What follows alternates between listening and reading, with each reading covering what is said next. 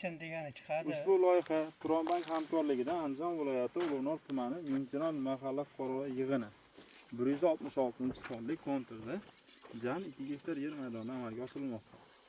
Ekin turi tarvuz. Bu yerda ekilgan zamonaviy usulda parvarishlanyapti va hozirgi kunda ekinlarning holati juda ham yaxshi. Shu holatda ekinlar 120 kun davomida yetishtiriladi. Ekinlarning yetishtirish davrida yaxshilab sug'oriladi va tabiiy va mineral o'g'itlar bilan oziqlantiriladi. Ushbu loyiha jami 2 ta dehqon xo'jaligi biriktirilgan.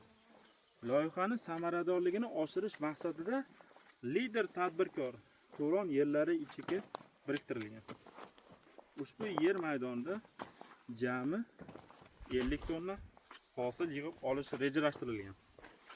Har bir dehqon xo'jaligi daromadi o'rtacha 20 million 25 million so'mga to'g'ri keladi.